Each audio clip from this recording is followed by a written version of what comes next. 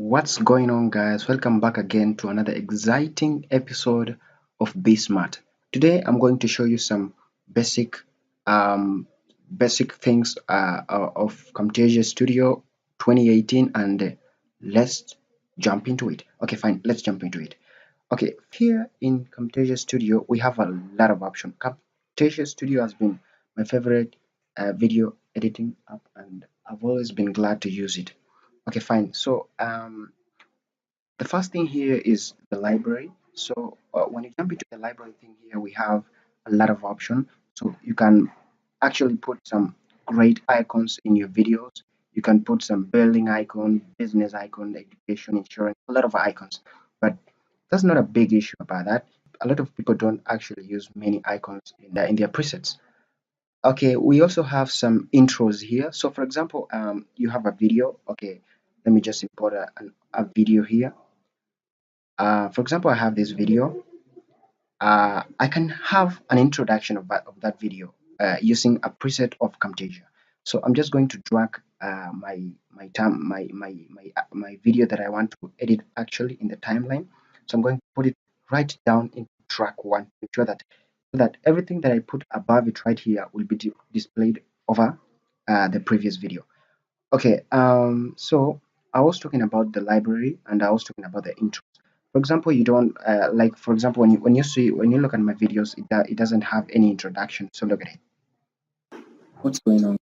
So it's just a pop-up from the screen. So when you have this spinning computer as your intro, you just drag it and put it into track 2 right there, and then I'll just move my video to just start over after that. And then when I play here, you can have a very nice intro, you see, and then a pop-up, right? So after having that, I can edit the intro. I can say, I can write here, welcome to Be Smart. Okay, that was good. Okay, so when you play this, you'll be having a very cool intro right there.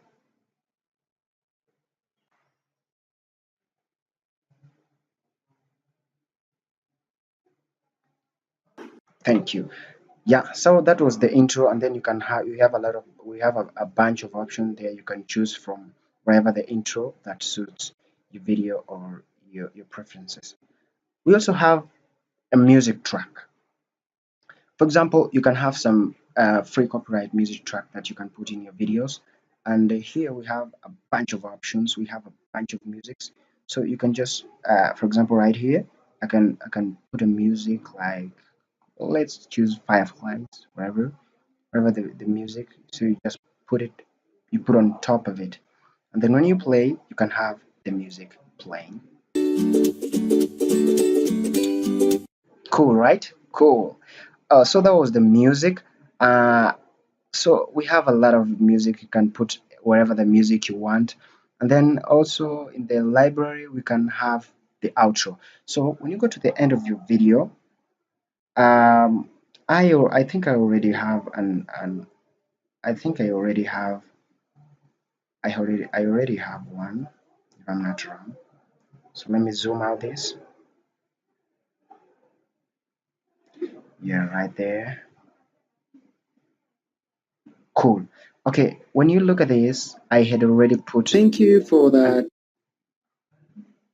There you are. I already put an outro in my video. So so for example, I'm going to let me split this. Let me cut from here, and then I delete this. So when you want an outro in your video, you just come here, and then because we don't have a lot of options, you can go 100 more seconds. You can have a lot of outros. So let me pick the outro 5, and then I place it just there at the end of it. So just bring it there.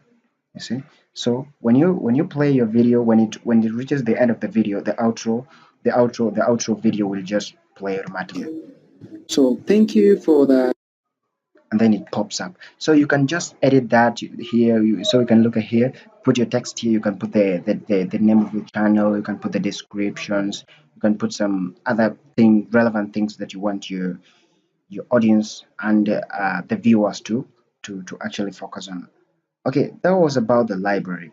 So let's jump into something very cool that is mostly used by a lot of people to edit, and it's something really cool. So we have the annotation. So in the annotation, um, we have a lot of styles. You can put some text, a lot of text in your video actually. So you can start with the with the call outs. We call them call outs. So in the call out, we have this one. You can just, for example, right now I want to put something to stress out this. I'm just going to drag this call out to my timeline there, and then it brings it. So I'm going to resize it.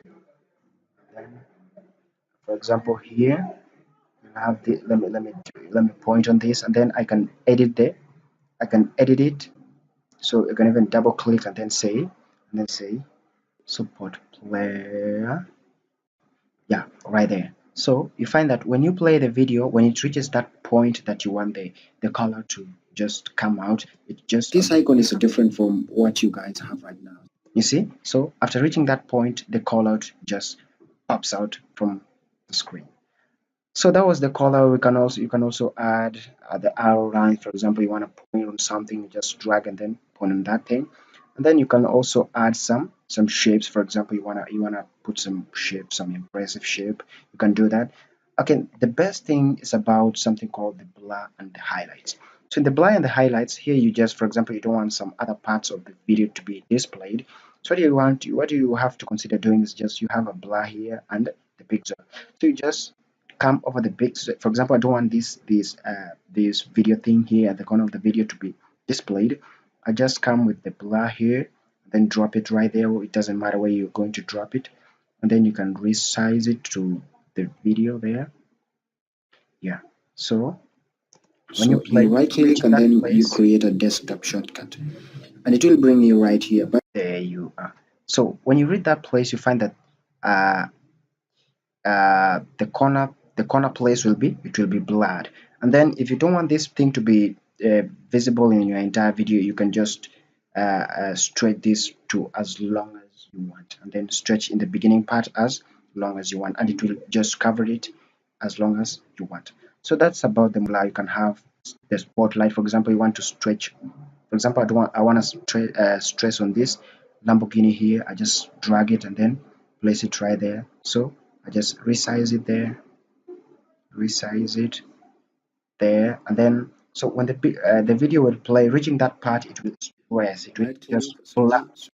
So when the video reaches that point, it will blur the entire place, and then it will only focus on the. sorry about that. So you right click and then you create a desktop shortcut, and it will bring you right here. But you know what? There. So you see, the background is now darker, and then you can increase the intensity if you don't want the background to be completely seen. So when you play that, you can see Right here. But you know what? it's gone. So those are very nice presets. I'm just going to, and then another cool thing is something called the sketch motion. This has been my favorite. So for example, I want to stress out on something that's really weird. I want to stress out on some presets, for example, on anything on the screen. So for example, you can see this watermark on the above the video. For example, I want to stress on that.